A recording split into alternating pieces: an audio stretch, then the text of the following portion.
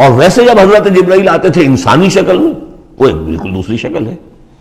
وہ تو یہ کہ حضرت داہیہ کلبی جو ہیں رضی اللہ تعالیٰ عنہ، وہ بہت حسین صحابہ میں سے بہت صحیح حسین انسان تھے، ان کی شکل میں بالعموم ان کی صورت میں حضرت جبرائیل آتے تھے، لیکن وہ وحی نہیں شمار ہوتی۔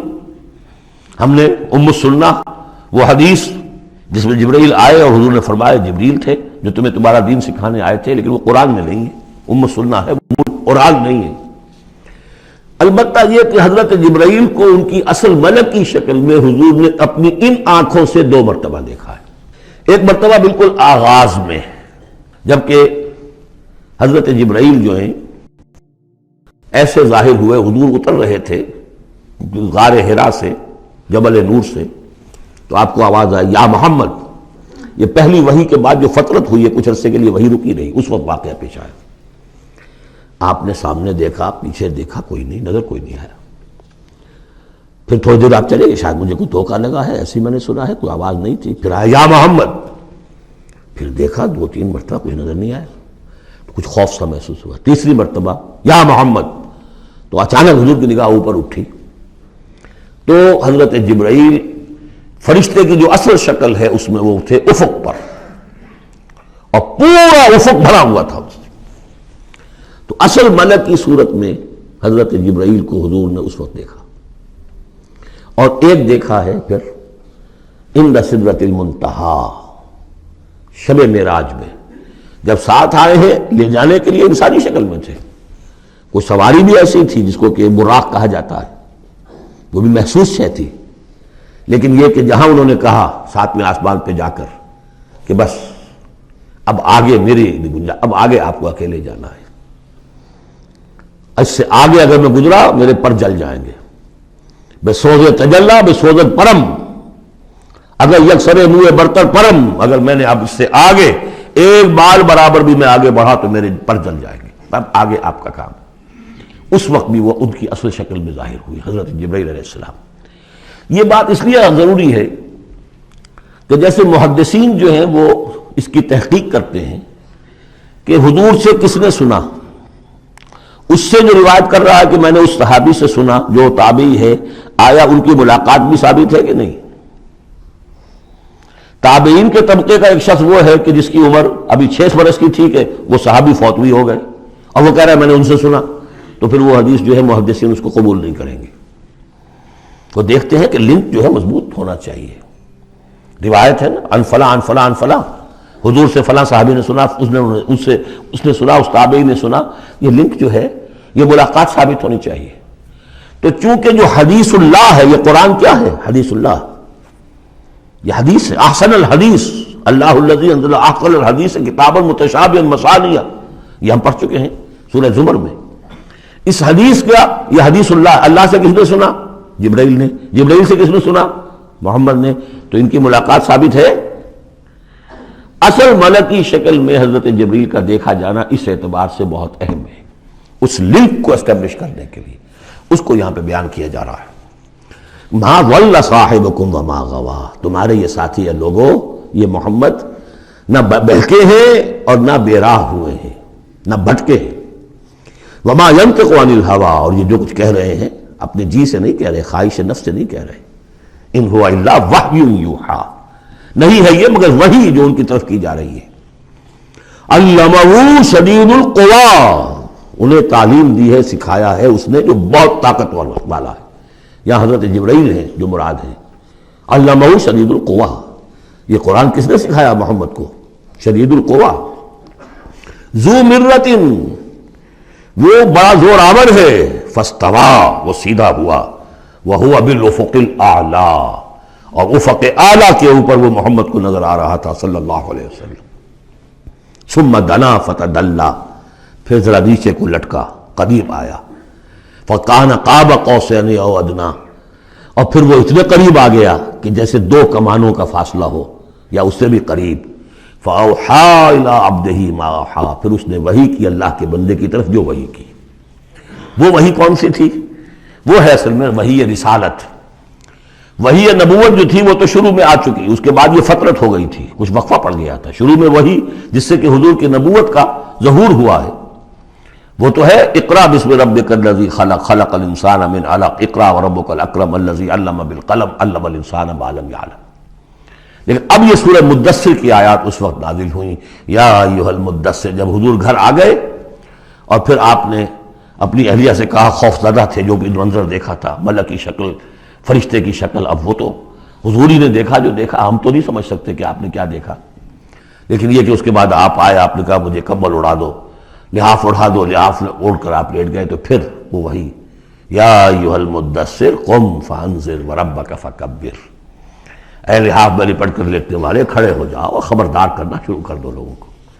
اور تمہاری اس دعوت کا نقطۂ آغاز تو انذار ہے، اور اس کا ہدف دنیا میں تکبیر رب ہے. رب کو بڑا کرو، اس کی بڑائی منواؤ، اس کی بڑائی نافذ کرو. اس کا نقشہ کھینچا گیا ہے. علمہ شدید القویٰ ذو مرۃ فاستویٰ وہو بالافق الاعلیٰ ثم دنا فتدلیٰ فکان قاب قوسین او ادنیٰ فاوحیٰ الی عبدہ ما اوحیٰ ما کذب الفؤاد ما رأیٰ.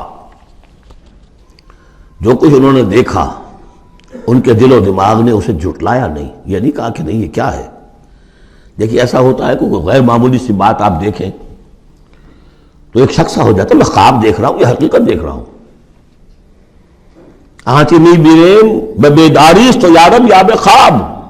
اے اللہ جو میں دیکھ رہا ہوں یا ہم دیکھ رہے ہیں یہ بیداری میں دیکھ رہے ہیں یہ خواب میں دیکھ رہے ہیں، وہ غیر متوقع چیز. لیکن نبی کو کوئی شک نہیں ہوا. ما کذب الفؤاد ما رأیٰ، یکسوئی کے ساتھ دل و دماغ اور جو بھی آپ کی آنکھ دیکھ رہی تھی ان میں کوئی کانفلکٹ نہیں تھا. ما کذب الفؤاد ما رأیٰ فتمارونہ علی ما یریٰ، تو کیا تم اس سے جھگڑتے ہو اس چیز پر کہ جسے وہ دیکھ رہا ہے. اقبال نے کہا نا کہ قلندر ہرچے گوید دی نہ گوید. جو شخص اپنا دیکھی ہوئی چیز بیان کر رہا ہے تم اس سے جھگڑ رہے ہو.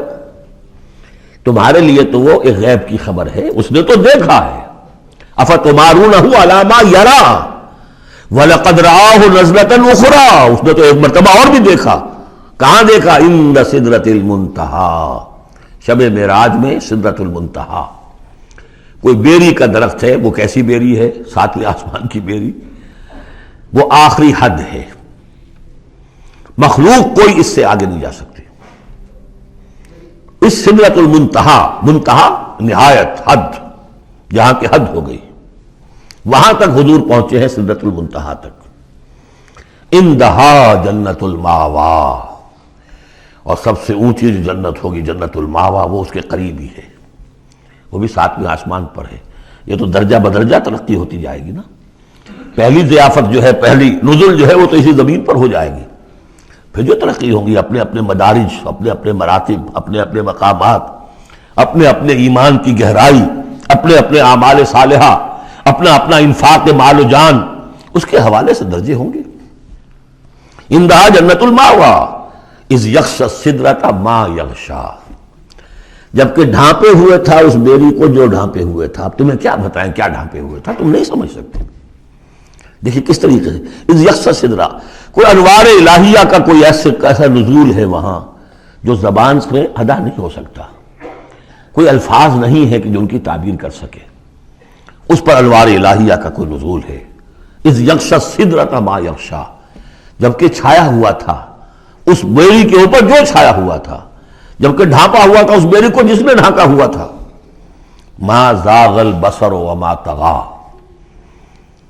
نبی کی آنکھ اس وقت نہ کج ہوئی نہ حد سے بڑھی. یہ دو انتہائیں ہوتی ہیں. ایک تو یہ کہ آپ کسی انٹینس لائٹ کو فیس نہ کر سکے تو نگاہ ہٹائیں گے آپ، یا جھپک لیں گے، فیس نہیں کر سکتے اگر آپ میں ہمت نہیں، استعداد نہیں ہے. نبی کا ظرف اتنا تھا کہ ان انوار الہیہ کا براہ راست مشاہدہ کیا ہے، اور نگاہ آپ کو ادھر ادھر کرنے کی ضرورت پیش نہیں آئی. لیکن طغیٰ ایک حد ادب بھی ہوتا ہے جس سے آگے انسان کو نہیں جانا چاہیے. نگاہ جو ہے اس نے بے ادبی کی روش بھی اختیار نہ کی. علامہ اقبال نے، واقعہ یہ کہ اس آیت کو میں نے سمجھا علامہ اقبال کے ایک شعر سے، اور اکثر و بیشتر لوگ نہیں سمجھ سکے اس آیت کو. ذوق و شوق کے نام سے جو ان کی نظم ہے بال جبریل میں، وہ میرے نزدیک ان کے شاعرانہ جو ان کی استعداد ہے اس میں بلند ترین نظم ہے. وہ جہاں تک پیغام ان کا جو ہے امت مسلمہ کے لیے، اس کے لیے ابلیس کی مجلس شورا، وہ کلائمیکس ہے، اور وہ ہے بھی ان کے آخری زمانے کی نظم ہے، سن 36 میں انہوں نے کہی ہے۔ اس کے بعد تو بیماری اتنے رہے ہیں، بہت کم اشعار کہے ہیں، لیکن اس میں ذوق و شوق میں ایک شعر ہے: عین وصال میں مجھے حوصلہ نظر نہ تھا، عین وصال میں مجھے حوصلہ نظر نہ تھا، گرچہ بہانہ جو رہی میری نگاہ بے ادب، میری نگاہ بے ادب بہانہ تلاش کرتی رہی کہ میں مشاہدہ براہ راست کروں، حالانکہ عین وصال ہے اس وقت، لیکن یہ کہ میرے اندر حوصلہ نہ تھا کہ میں حسن کا براہ راست مشاہدہ کر سکوں۔ عین وصال میں مجھے حوصلہ نظر نہ تھا، گرچہ بہانہ جو رہی میری نگاہ بے ادب۔ یہاں ان دونوں چیزوں کے برعکس بات ہے جو اقبال اپنے بارے میں کہہ رہا ہے۔ میں تو بے ادب بھی ہوں، اور میں تو چاہتا تھا کسی طریقے سے حد ادب سے تجاوز کر کے دیکھوں، لیکن میرے اندر تو حوصلہ نہیں تھا۔ محمد میں وہ حوصلہ تھا، دیکھا ہے، براہ راست دیکھا ہے، نگاہ جما کر دیکھا ہے، لیکن ایک حد سے تجاوز نہیں کیا، حد ادب کے اندر رہے۔ ما زاغ البصر وما طغى لقد رأى من آیات ربہ الکبریٰ، دیکھا انہوں نے اپنے رب کی عظیم ترین آیات کو۔ اب وہاں جا کر جو مشاہدہ ہوا ہے وہ تو اللہ کی عظیم ترین آیات کا ہے، اور اسی سے در حقیقت دلیل ہے ام المومنین حضرت عائشہ صدیقہ رضی اللہ تعالی عنہ اور حضرت عمر رضی اللہ تعالی عنہ کا جو قول ہے۔ شب معراج میں بھی حضور نے اللہ کو نہیں دیکھا، اللہ کی عظیم ترین آیات کو دیکھا، جو تجلی تھی اس وقت اللہ کی۔ حضرت عائشہ صدیقہ کا کہنا تو یہ ہے کہ نور لا یرا، وہ نور ہے، دیکھے کیسے جا سکتا ہے۔ بہرحال وہاں بھی قرآن جو کہہ رہا ہے وہ یہ نہیں کہہ رہا ہے کہ اللہ کو دیکھا، نہیں، جیسے کہ وہ جو شب معراج میں پہلا سفر کا حصہ تھا زمینی، مسجد حرام سے مسجد اقصی تک، سبحان الذی اسریٰ بعبدہ لیلا من المسجد الحرام الى المسجد الاقصی الذی بارکنا حولہ لنریہ من آیاتنا، وہاں پر بھی اللہ نے اپنی آیات کا مشاہدہ کرایا، لیکن وہ زمینی آیات ہیں اللہ کی، وہ برکات جو ہے زمینی ہیں۔ یہ تجلی جو ہو رہی ہے یہ ہو رہی ہے اس سدرۃ المنتہا پر، آخری حد ہے، مخلوق کی آخری حد ہے، اس سے آگے کہیے حرم ہے، حریم ذات ہے اللہ کی، جس میں کسی غیر کا کوئی دخل ممکن نہیں۔ اس حد پر جا کر جو وہاں تجلیات باری تعالیٰ تھے ان کا مشاہدہ کیا ہے۔ لقد رأى من آیات ربہ الکبریٰ۔